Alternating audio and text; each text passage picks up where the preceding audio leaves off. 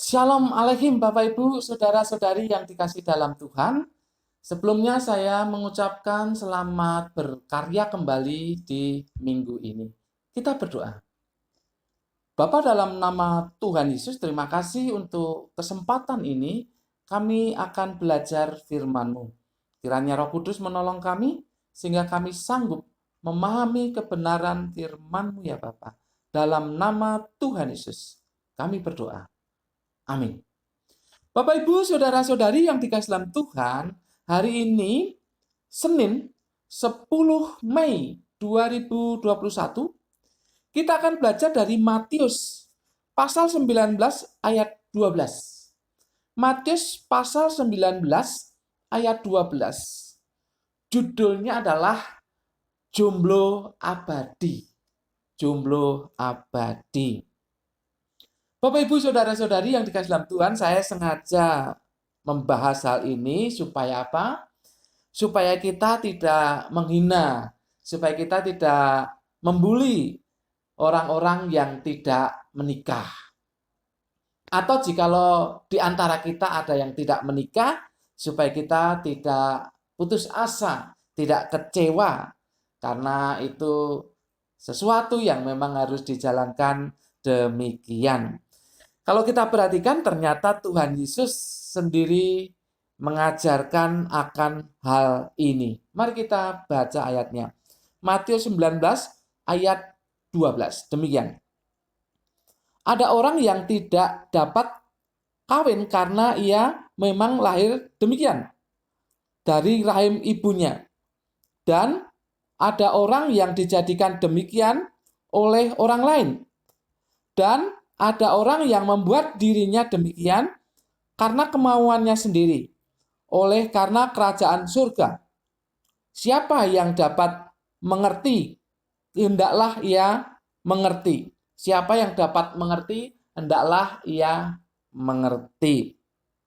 Bapak Ibu saudara-saudari yang dikasihi di dalam Tuhan, kita akan melihat 3 hal dari penyebab atau mengapa orang itu tidak menikah.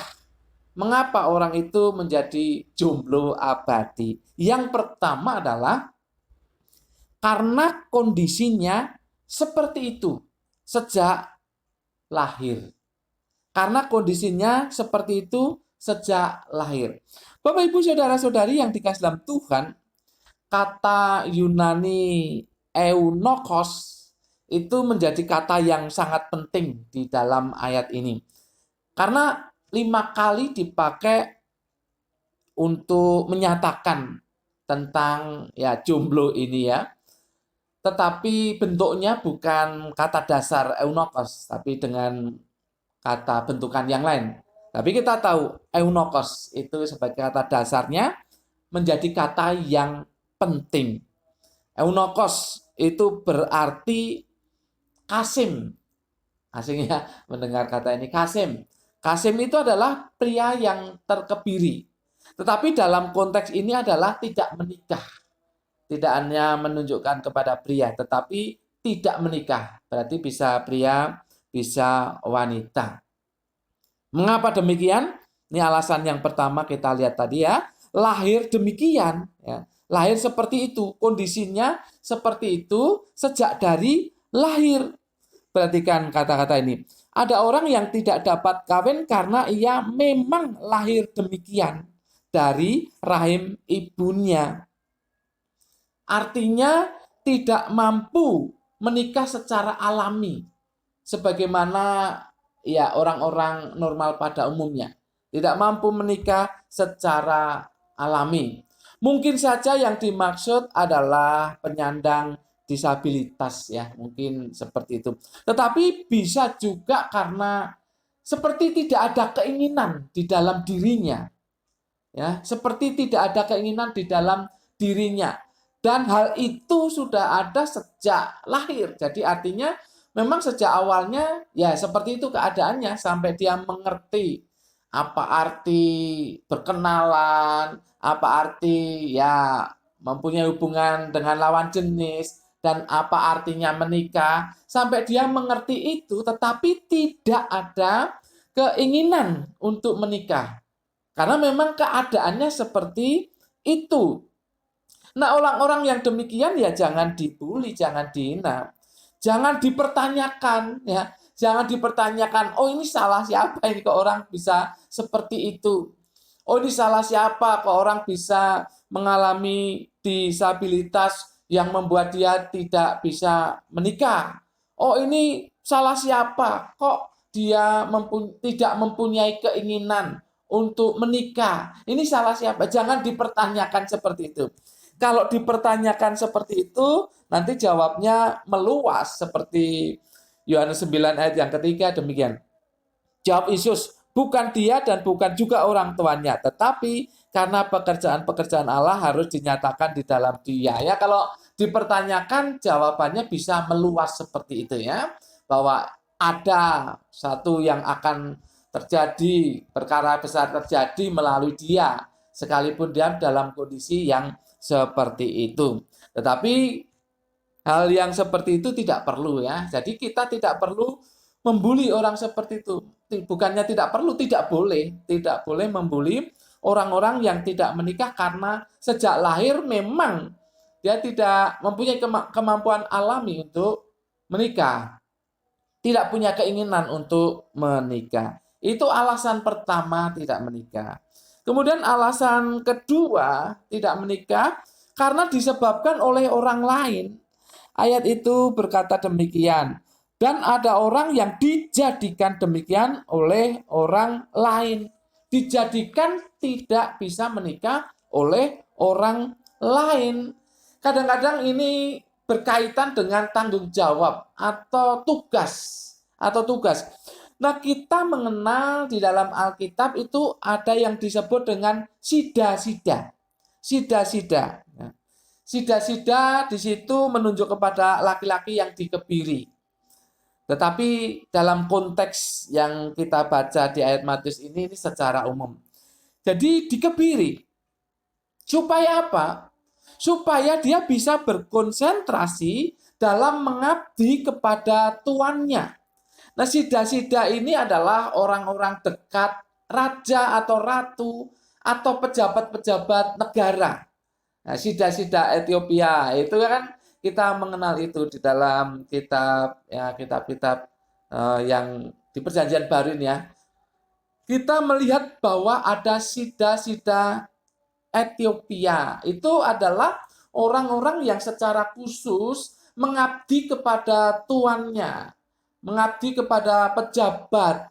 Makanya dia dikebiri. Dia tidak bisa menikah lagi ya, dia tidak punya kemampuan untuk hal itu karena sudah dikebiri. Itu karena tugas. Supaya apa? Supaya bisa konsentrasi dalam mengabdi kepada pimpinan, raja, ratu, atau para pejabat negara.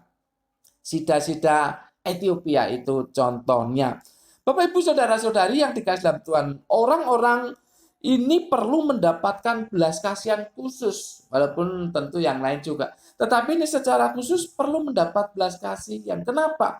Karena kan dia dipaksa untuk demikian, bukan karena keinginan sendiri, bukan karena keadaan sejak lahir memang begitu, bukan.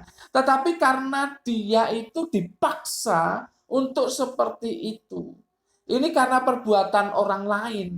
Jadi perlu orang mendapat belas kasihan orang seperti ini, ya, karena dia dipaksa. Jadi terpaksa dia menjadi orang-orang yang tidak akan menikah karena tidak ada kemampuan di dalam hubungan suami istri.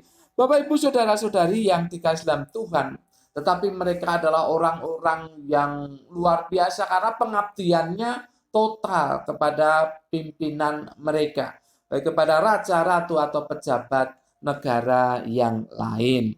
Kemudian alasan ketiga kenapa ada jomblo abadi ini, karena kerajaan Allah. Karena kerajaan Allah. Kalau kita baca sekali lagi ya ayatnya. Dan ada orang yang membuat dirinya demikian karena kemauannya sendiri oleh karena kerajaan surga. Kerajaan surga sama saja dengan kerajaan Allah. Bapak Ibu saudara-saudari yang dikasihi dalam Tuhan. Supaya apa? Supaya dia lebih leluasa di dalam melakukan sesuatu yang berkaitan dengan kerajaan Allah atau kerajaan surga itu. Dia bisa dengan leluasa. Kalau dia mengambil posisi itu, berarti kan dia sendirian. Istilahnya begitu, sendirian. Jadi dia bisa leluasa untuk mengabdi kepada kerajaan Allah atau kerajaan surga. Dia bisa leluasa untuk melakukan pekerjaan Tuhan. Contohnya itu adalah kaum Eseni. Kaum Eseni ini kaum minoritas, kaum kecil ya, kelompok kecil dari orang-orang Yahudi. Orang-orang ini, kaum Eseni, ini membaktikan diri atau mengkhususkan hidupnya untuk menggembala dan juga untuk ya membuat sesuatu karya khusus ya, khusus berkaitan dengan kitab suci. Bapak Ibu saudara-saudari yang dikasihi dalam Tuhan, orang-orang Eseni itu pernah tinggal di wilayah yang namanya Qumran. Nah, kita mungkin ada yang pernah mendengar, mungkin ada yang belum pernah mendengar. Ditemukan kitab-kitab di Gua Qumran yang disebut dengan The Dead Sea Scroll, gulungan laut mati. Itu adalah kitab perjanjian lama. Kitab perjanjian lama. Bapak Ibu, kitab itu ditemukan ya dalam kebenarannya, artinya jika dibandingkan dengan kitab perjanjian lama yang kita punya, itu tidak ada bedanya. Karena itu memang penyalinan yang sungguh akurat. Nah, yang menyalin kitab-kitab itu adalah kaum Eseni. Kaum Eseni. Dia menyalin, ya, dia salin. Jadi dia hidupnya khusus begitu. Tapi dalam pekerjaan sehari-hari biasanya ada penggembalaan gitu ya. Artinya ada domba-domba yang mereka, kambing domba yang mereka pelihara. Tetapi dalam kehidupan secara khusus, dia itu menyalin perjanjian lama, menyalin kitab mereka. Disalin sedemikian rupa, ya tidak ada kesalahan di dalam penyalinan itu. Ya, itu adalah orang-orang atau kaum Eseni, kelompok Eseni. Ini khusus ya, khusus.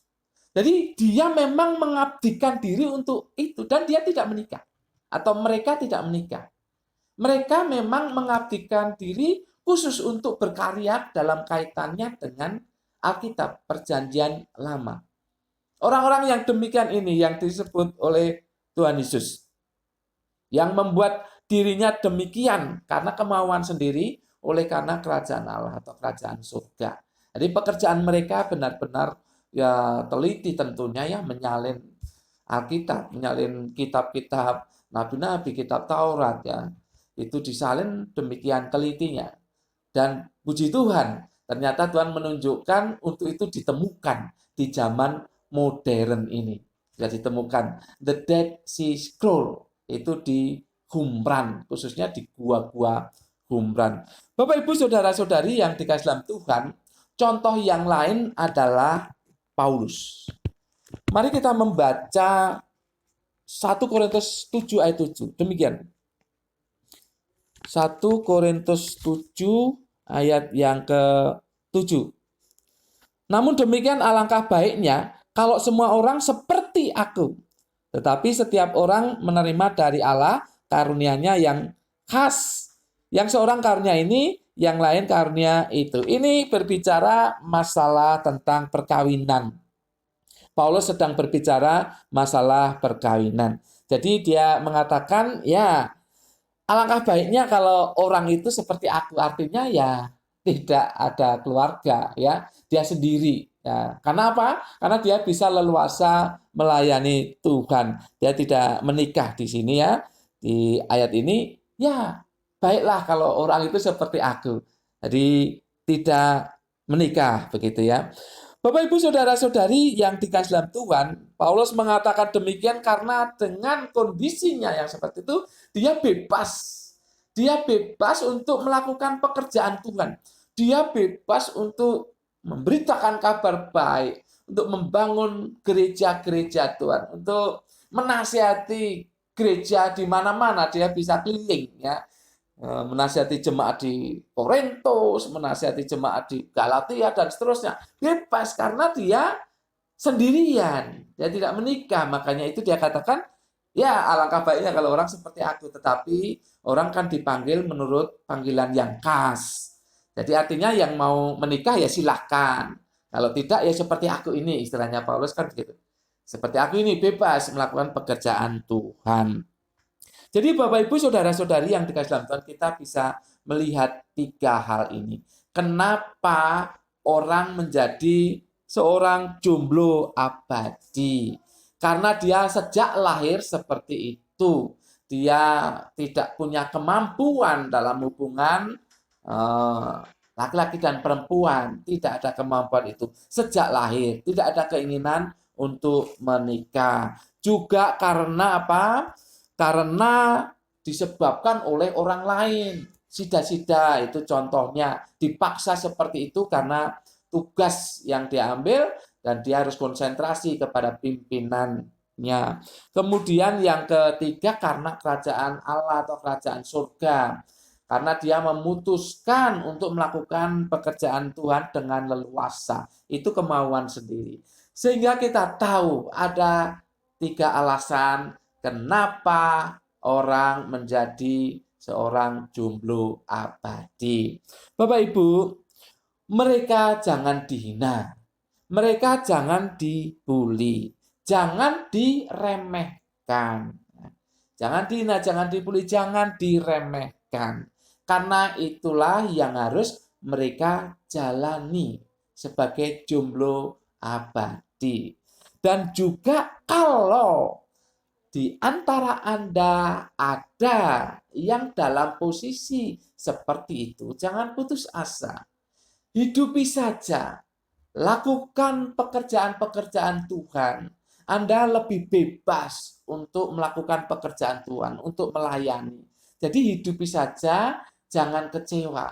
Dan bersyukurlah kepada Tuhan atas keadaan itu. Jadi dalam keadaan apapun, Tuhan tetap dimuliakan. Sebagai orang yang menikah atau sebagai jomblo abadi, Tuhan tetap dimuliakan. Hidupi, sekali lagi hidupi apa yang menjadi keadaan Anda saat ini. Apakah Anda menikah ataupun tidak, Tuhan dimuliakan melalui kehidupan Anda. Amin. Mari kita berdoa. Bapa dalam nama Tuhan Yesus, terima kasih untuk firman Tuhan yang sudah kami pelajari. Biarlah Roh Kudus menolong kami untuk melakukannya. Terima kasih Bapa, dalam nama Tuhan Yesus kami berdoa dan mengucap syukur. Semua yang percaya katakan amin. Tuhan memberkati Bapak Ibu Saudara-saudari senantiasa.